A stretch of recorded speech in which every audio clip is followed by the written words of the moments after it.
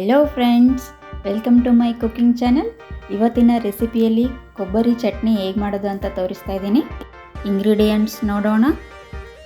1 cup ಹಸಿ ಕೊಬ್ಬರಿ cut ಮಾಡಿ ಇಟ್ಕೊಂಡಿದ್ದೀನಿ, ಅರ್ಧ ಕಪ್ ಹುರಿಗಡಲೆ ಅಥವಾ ಪುಟಾಣಿ, 3 ಟೇಬಲ್ ಸ್ಪೂನ್ ಹುರಿದಿರೋ ಶೇಂಗಾ, 1 ಬೆಳ್ಳುಳ್ಳಿ, 2 ಹಸಿಮೆಣಸಿನ್ಕಾಯಿ ಎಣ್ಣೆಯಲ್ಲಿ ಫ್ರೈ ಮಾಡಿ ಇಟ್ಕೊಂಡಿದ್ದೀನಿ, ಸ್ವಲ್ಪ ಕೊತ್ತಂಬರಿ ಸೊಪ್ಪು, ಅರ್ಧ ಟೇಬಲ್ ಸ್ಪೂನ್ ಜೀರಿಗೆ, ಅರ್ಧ ಟೇಬಲ್ ಸ್ಪೂನ್ ಸಕ್ಕರೆ, ರುಚಿಗೆ ತಕ್ಕಷ್ಟು ಉಪ್ಪು.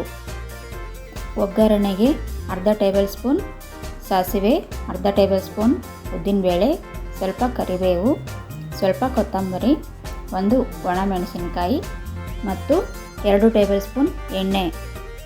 ಮೊದಲಿಗೆ ಮಿಕ್ಸಿ ಜಾರಿಗೆ 1 ಕಪ್ ಹಸಿ ಕೊಬ್ಬರಿನ ಹಾಕ್ಕೊಂಡು ರುಬ್ಕೊತಾ ಇದ್ದೀನಿ.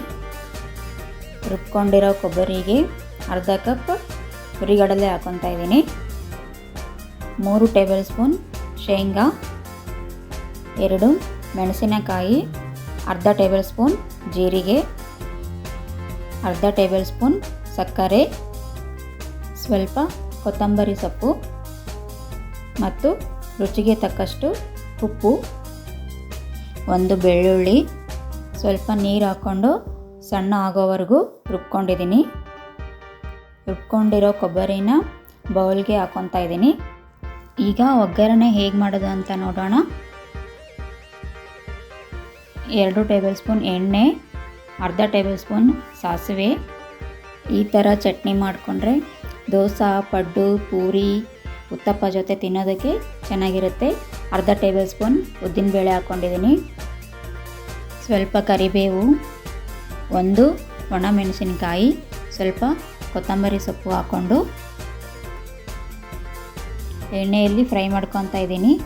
1 ನಿಮಿಷ ಅಷ್ಟೇ ಫ್ರೈ ಮಾಡಿಕೊಂಡ್ರೆ ಸಾಕು. ಒಗ್ಗರಣೆನ ರುಬ್ಕೊಂಡಿರೋ ಕೊಬ್ಬರಿಗೆ ಹಾಕ್ಕೊತಾ ಇದ್ದೀನಿ. ಕೊಬ್ಬರಿಗೆ ಇನ್ನೂ ಸ್ವಲ್ಪ ನೀರು ಬೇಕಂದರೆ ಹಾಕ್ಕೋಬೋದು. ಒಗ್ಗರಣೆ ಮಿಕ್ಸ್ ಆಗಿದೆ. ಲೈಕ್ ಮಾಡಿ, ಶೇರ್ ಮಾಡಿ, ಕಮೆಂಟ್ ಮಾಡಿ, ಸಬ್ಸ್ಕ್ರೈಬ್ ಮಾಡೋದನ್ನು ಮರಿಬೇಡಿ. ಚಟ್ನಿ ರೆಡಿಯಾಗಿದೆ. ವಿಡಿಯೋನ ವಾಚ್ ಮಾಡಿದ್ದಕ್ಕೆ ತುಂಬ ಧನ್ಯವಾದಗಳು.